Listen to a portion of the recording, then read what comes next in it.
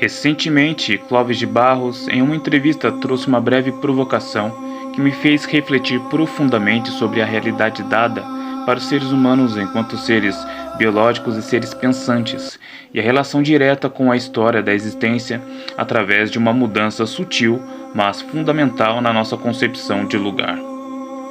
E se, ao invés de pensarmos que não estamos apenas em cima do planeta, mas que soubéssemos que somos parte do planeta, no sentido de que o que fazemos fisicamente e mentalmente tem um impacto direto na realidade, como se fôssemos não apenas seres pensantes de uma espécie, mas que a representação da inteligência do planeta fosse a consciência humana.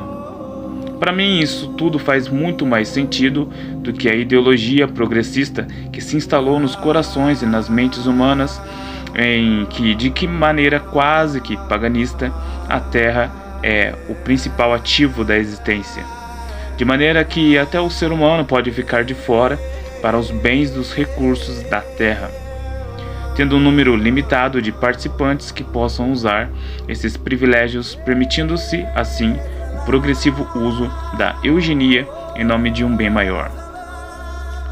Mas aí tem uma coisa interessante, porque para pensar na peneira eugenista, alguns requisitos que não são aí muito bem vistos pela moralidade cristã da sociedade, ou a parte do corpo esquartejado que sobrou. Um desses é a doutrina do bem-nascido. O bem-nascido, termo criado por Francis Galton em meados de 1800, ora aparece na sociedade de forma explícita, como na década de 30 e 40, ou ora aparece de maneira camuflada, como no feminismo, através do aborto, onde os mais pobres e doentes não podem ter o direito à vida, pois supõe-se que serão apenas um peso para a sociedade. E para que uma ideia se estabilize na sociedade, é necessária uma justificação. Antes era a moralidade e a religião, e hoje o que tem mais peso é a ciência.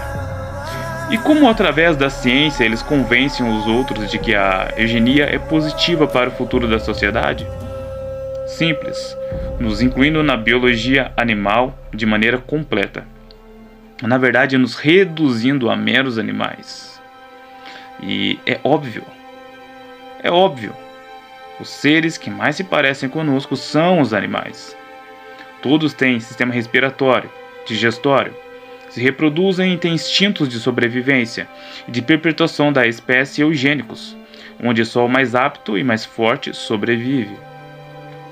A grande idiotice é justamente achar que só isso é a essência do ser humano. Não somos apenas movidos por instintos animalescos, somos dotados de uma consciência universal que evolui com as eras da história humana. Essa é uma página virada, e o grande tiro no pé dos manipuladores sociais ávidos pelo controle humano foi a evolução da própria ciência, que aparece de maneira avassaladora, desacreditando deuses e demônios, com a promessa de substituir a tradição e a fé através da razão, mas que, a favor deles, reforçou pontos que não tinham tanta base, tanto no sentido religioso, psicológico e biológico da natureza da espécie humana. Tudo isso não faz nenhum sentido no dia a dia da baleia jubarte nem do ornitorrinco, mas para nós é o que compõe o sentido da vida, onde uma espécie de 7 bilhões de seres acordam todos os dias para trabalhar, estudar, exercer a fé, criar, construir, amar, sofrer, lutar, evoluir, sobreviver e encontrar o fim da sua pequena participação na história de milhares de gerações anteriores, e que talvez ainda irão existir com a fé de que irá para um próximo lugar que transcende a essa simples existência. Uma existência superior e perfeita. Isso só o ser humano tem a capacidade de argumentar na consciência coletiva das espécies. E todos os seres humanos seriam, hipoteticamente, segundo Clóvis de Barros, neurônios de um todo que compõe um planeta. Portanto, ao meu ver, todos importam e têm a sua contribuição de maneira efetiva na história humana, inclusive os pobres, os marginalizados, os deficientes, os mal-nascidos. São esses para mim não a escória da existência, mas mesmo debaixo da degradação do controle social gerido por psicopatas, racistas e propagadores do ódio politicamente correto, se tornam antifrágeis e improváveis. E isso irrita e muito os endinheirados da elite manipuladora, que são sanguinolentos bárbaros disfarçados de bons moços. Essa peneira eugenista recusa a essência humana. Essa peneira eugenista recusa a capacidade da realidade na criatividade aleatória de solucionadores.